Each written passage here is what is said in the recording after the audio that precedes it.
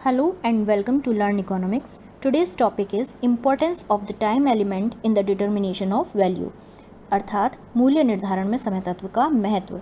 जैसा कि हम पहले भी पढ़ चुके हैं कि किसी भी कमोडिटी का प्राइस वहाँ डिसाइड होता है जहाँ कमोडिटी की डिमांड एंड सप्लाई एक दूसरे के बराबर हो जाते हैं।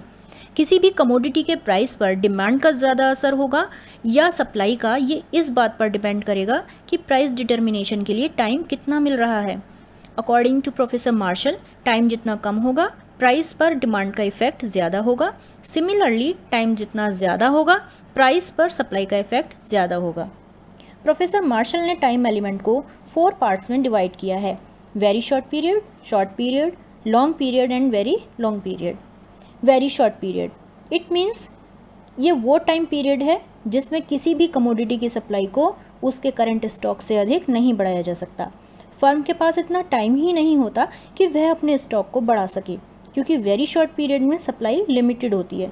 तो टाइम कम होने की वजह से प्राइस पर डिमांड का ज़्यादा इफेक्ट होगा। क्योंकि वेरी शॉर्ट पीरियड में सप्लाई लिमिटेड होती है, इसलिए जो प्राइस डिसाइड होता है वह मार्केट प्राइस कहलाता है। In other words, market price वो करंट प्राइस है जिस पर किसी कमोडिटी और सर्विस को खरीदा या बेचा जा सकता है। फॉर एग्जाम्पल, जैसा कि अभी आपने भी देखा, कोविड-19 जैसे ही इंडिया में आया, मास्क की डिमांड बढ़ गई और 10 रुपये का मास्क 20 रुपये का सेल हो रहा था। तो ये दोनों प्राइस, ये जो 10 रुपये और 20 रुपये, जो दोनों प्राइस हैं, यही मार्केट प्राइस हैं। डिमांड बढ़ने पर प्राइस ज़्यादा और डिमांड कम होने पर प्राइस कम हो जाते हैं, लेकिन प्राइस वहीं डिसाइड होगा जहां डिमांड एंड सप्लाई एक दूसरे के इक्वल हो जाते हैं। ऐसे मार्केट को प्राइस डिटर्मिनेशन के पॉइंट ऑफ व्यू से 2 टाइप्स की गुड्स में डिवाइड किया गया है। Number 1 perishable goods and number 2 durable goods. Perishable goods way goods हैं जो जल्दी ख़राब हो जाती हैं, जैसे दूध, सब्जी, फल एक्सेट्रा। और वो गुड्स भी पेरिशेबल कहलाती हैं जिनका फैशन जल्दी चला जाता है, जैसे फैशनेबल ड्रेसेस हो गई, शूज़ हो गए एक्सेट्रा। ये वो गुड्स हैं जिनकी डिमांड अगर अचानक बढ़ जाए तो उसकी सप्लाई को एकदम से नहीं बढ़ाया जा सकता, और अगर डिमांड कम हो जाए तो सप्लाई को एकदम से कम भी नहीं किया जा सकता। इन गुड्स की डिमांड बढ़ने पर प्राइस बढ़ जाएगा और डिमांड कम होने पर प्राइस कम हो जाएगा। इसे हम एक ग्राफ द्वारा भी समझ सकते हैं। डायग्राम में OX एक्सिस पर क्वांटिटी और OY एक्सिस पर प्राइस है। ऐसा सप्लाई कर्व है जो वेरी शॉर्ट पीरियड में कांस्टेंट है। DD डिमांड कर्व है जो SS को E पॉइंट पर इंटरसेक्ट करती है, इसलिए इस इक्विलिब्रियम पॉइंट पर प्राइस OP होगा। अगर किसी वजह से डिमांड बढ़ जाती है तो न्यू डिमांड कर्व D1 होगा जो SS सप्लाई कर्व को E1 पॉइंट पर इंटरसेक्ट करेगा। इट मीन्स कि OS क्वांटिटी का प्राइस जो पहले OP था वो बढ़कर OP1 हो जाएगा, और इसी प्रकार डिमांड कम होने पर यानी D2 होने पर प्राइस भी कम होकर OP2 हो जाएगा। नेक्स्ट है ड्यूरेबल गुड्स। ये वो गुड्स हैं जिन्हें काफ़ी लंबे समय तक रखा जा सकता है, जैसे सोप, ऑयल, वीट एक्सेट्रा। जो फर्म्स इस टाइप की गुड्स बेचती हैं वे एक मिनिमम रिजर्व प्राइस फिक्स कर देती हैं। मींस इससे कम प्राइस पर फर्म अपने प्रोडक्ट को नहीं बेचेगी। अगर डिमांड कम हो जाए और प्राइस मिनिमम रिजर्व प्राइस से नीचे चला जाए तो नुकसान से बचने के लिए सेलर्स इन ड्यूरेबल गुड्स को गोडाउन में रख देते हैं, उन्हें बेचते नहीं हैं और डिमांड बढ़ने का इंतज़ार करते हैं। जब डिमांड बढ़ती है तो प्राइस भी इंक्रीज़ होता है।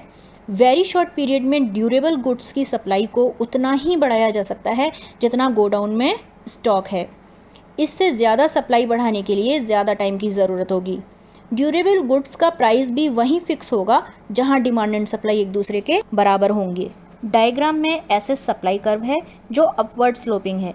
क्योंकि सप्लाई लिमिटेड है इसलिए प्राइस बढ़ने पर E1 पॉइंट तक ही बढ़ेगी, बट E1 के बाद ये एक वर्टिकल लाइन बन जाती है क्योंकि फर्म की सप्लाई को OQ1 से ज़्यादा नहीं बढ़ाया जा सकता। OS मिनिमम रिजर्व प्राइस है जिससे कम कीमत पर फर्म प्रोडक्ट को सेल नहीं करेगी। स्टार्टिंग में जब DD डिमांड कर्व SS को E पॉइंट पर कट करता है तो प्राइस OP फिक्स हो जाता है। यहाँ डिमांड एंड सप्लाई दोनों बराबर हैं। अब अगर डिमांड कम होकर D2 हो जाती है तो प्राइस भी घटकर OP2 हो जाएगा। इस प्राइस पर सेलर OQ2 क्वांटिटी ही बेचेगा, लेकिन OS से कम प्राइस पर वो अपनी गुड्स को स्टॉक में रखना पसंद करेगा। अब अगर डिमांड बढ़कर D1 हो जाती है तो प्राइस भी OP1 हो जाएगा, और इस प्राइस पर सारी स्टॉक में रखी हुई गुड्स OQ1 मार्केट में सेल होने के लिए आ जाएंगी। नेक्स्ट है शॉर्ट पीरियड। शॉर्ट पीरियड में किसी प्रोडक्ट की सप्लाई को उसकी प्रेजेंट प्रोडक्शन कैपेसिटी तक ही बढ़ाया जा सकता है, क्योंकि कोई ना कोई फैक्टर ऑफ प्रोडक्शन कांस्टेंट रहता है। फॉर एग्जांपल मशीन्स, इतने कम समय में फर्म्स न्यू मशीन्स नहीं लगा सकती और ना ही कोई न्यू फर्म इंडस्ट्री में एंटर कर पाती है। सपोज़ कोई कारपेट बनाने की फैक्ट्री है और उसकी प्रोडक्शन कैपेसिटी 10 कारपेट बनाने की है। अब अगर एक दिन में 20 कारपेट की डिमांड आ जाए तो उसके पास इतना समय ही नहीं है कि वो नई मशीन्स लगा सके। शॉर्ट पीरियड में भी प्राइस डिटर्मिनेशन पर डिमांड का ज़्यादा इफेक्ट पड़ता है और शॉर्ट पीरियड में जो प्राइस फिक्स होता है उसे सब नॉर्मल प्राइस कहा जाता है। डायग्राम में OX एक्सिस पर क्वांटिटी एंड OY एक्सिस पर प्राइस है। SS इंडस्ट्री का शॉर्ट रन सप्लाई कर्व है जो अपवर्ड स्लोपिंग है।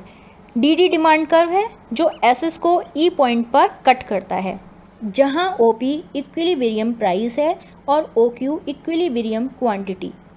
जब डिमांड बढ़कर D1 हो जाती है तो प्राइस OP1 हो जाता है। इस सिचुएशन में प्रत्येक फर्म अपने प्रोडक्शन को बढ़ाएगी जिससे marginal cost new price OP1 के बराबर हो जाए, जिससे प्रोडक्शन इंक्रीज होकर OQ1 हो जाएगा। इसके विपरीत अगर डिमांड घटकर D2 हो जाए तो ये सप्लाई कर्व को E2 पर काटेगी, जहां इक्विलिब्रियम प्राइस OP2 और इक्विलिब्रियम आउटपुट घटकर OQ2 हो जाएगा। Next, price determination in long period. Long period में किसी प्रोडक्ट की सप्लाई को उसकी डिमांड के अकॉर्डिंग कम या ज़्यादा किया जा सकता है, क्योंकि लॉन्ग रन में सभी फैक्टर्स ऑफ प्रोडक्शन वेरिएबल होते हैं। डिमांड बढ़ने पर न्यू मशीन्स लगाकर सप्लाई को बढ़ाया जा सकता है और न्यू फर्म्स भी इंडस्ट्री में एंटर कर सकती हैं। अगर डिमांड कम हो जाए तो कुछ फर्म्स प्रोडक्शन को रोक देंगी। लॉन्ग रन में प्राइस फिक्सेशन पर सप्लाई का ज़्यादा इम्पैक्ट पड़ता है। लॉन्ग पीरियड में जो प्राइस फिक्स होता है उसे नॉर्मल प्राइस कहा जाता है।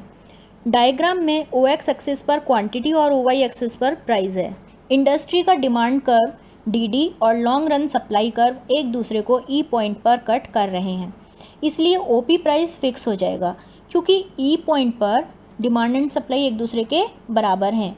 अब अगर किसी वजह से इंडस्ट्री प्राइस को बढ़ाकर OP से OP1 कर देती है, जहां सप्लाई डिमांड से ज़्यादा हो जाती है और इसलिए इंडस्ट्री को फिर से प्राइस कम करना पड़ेगा, जिससे प्राइस फिर से OP पर फिक्स हो जाएगा।